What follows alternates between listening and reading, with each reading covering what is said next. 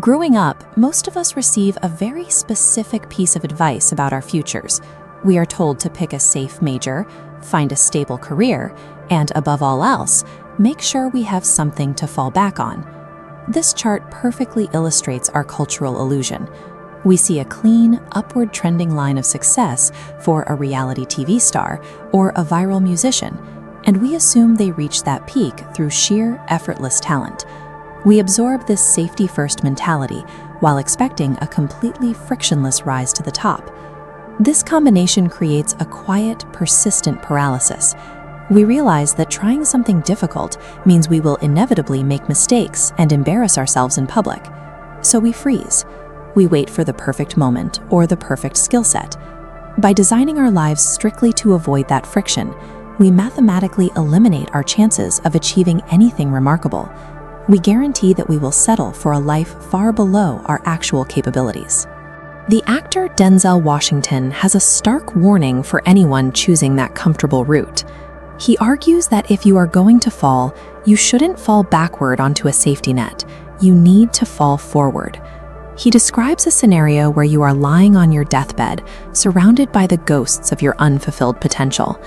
These are the ideas you never acted on and the talents you never used, standing there angry and disappointed, telling you, "We came to you because you could have brought us to life, and now we have to go to the grave together." That image echoes a philosophy held by Nelson Mandela, who observed that there is zero passion to be found in playing small. The cost of inaction is a permanent, compounding debt of regret. To avoid those ghosts, we have to do something completely counterintuitive and actively embrace the mechanics of failing. We tend to treat a bad grade or a rejected application as a terminal diagnosis of our character. In reality, failure is an essential data-gathering mechanism. Look at the record books. Reggie Jackson hit hundreds of home runs, but he also struck out 2,600 times, the most in the history of baseball. Thomas Edison conducted 1,000 documented, completely unsuccessful experiments before he managed to produce a working light bulb on his 1,001st try. J.K. Rowling saw her first Harry Potter manuscript rejected 12 times before it was finally accepted. Michael Jordan was cut from his high school basketball team. He lost hundreds of games and missed thousands of shots during his professional career. And early in his career, Denzel Washington completely bombed an audition for a Broadway musical. 30 years later, he won a Tony Award for his performance in a play staged at that exact same theater. These titans succeeded because their massive volume of failures provided the raw, critical data they needed to finally win. This flowchart illustrates what falling forward actually looks like in practice. It is a rigid 3-step algorithm for iteration. Step 1 is aggressive practice. No one hits every note the first time they sing a song, and nobody solves a complex math problem without a few bad drafts. You have to endure the repetition. Step 2 is sourcing intelligence. Asking a teacher or a parent for help requires admitting you don't know something. Overcoming your ego transforms a moment of weakness into a vital point of data collection.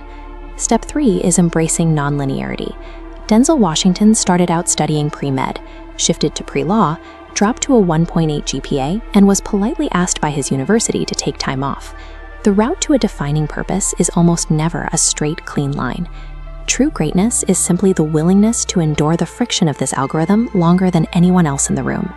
Of course, applying this algorithm takes much more effort when you start at a deficit. Many young people face severe financial struggles, absent parents, or dangerous neighborhoods. Former President Barack Obama's father left his family when he was 2 years old. He lived overseas and was raised by a single mother who struggled to pay the bills, waking him up at 4:30 in the morning to teach him extra lessons before she had to go to work. A non-privileged start does not disqualify you from participation. The circumstances of your background do not excuse you from putting effort into your education. Instead, those specific systemic disadvantages act as the resistance training required to build exceptional intellectual resilience. Here in America, no one has pre-written your destiny for you. Your disadvantages are simply the heavy weights you must lift to author your own future. This level of personal dedication extends far past your own career prospects. What you make of your education dictates the survival and the future of the entire nation. We physically rely on you sitting in a classroom developing problem-solving skills today so that you can cure diseases and invent entirely new energy technologies tomorrow.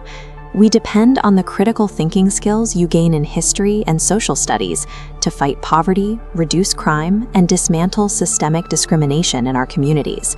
Students who sat in exactly the same chairs as you decades ago went on to win world wars, secure civil rights, and put a man on the moon. If you give up on yourself and quit on your schoolwork, you are directly quitting on your country. We need your specific, unique talents to solve the problems we leave behind. Take the risk, put your gifts to work, and when you inevitably fall